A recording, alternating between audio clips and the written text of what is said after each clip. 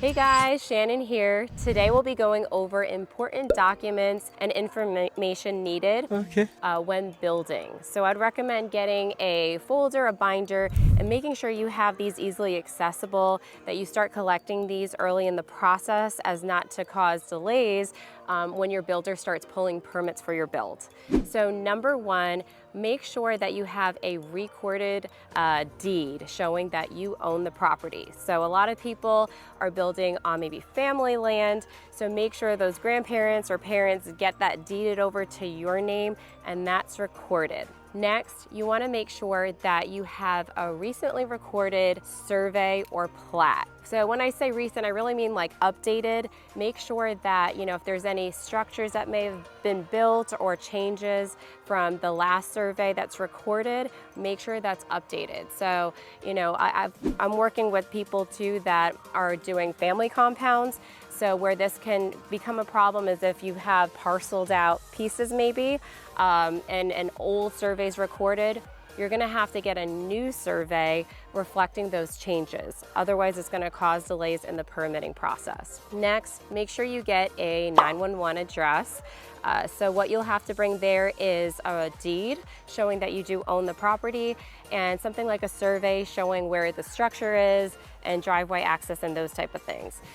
So make sure you get your 911 address. And next is if you are going to have a septic, make sure you have a septic permit. Send that to your builder. And also a well, if you have a well, make sure you get a permit for that. Have that in your binder ready to have. We're gonna need that for permitting.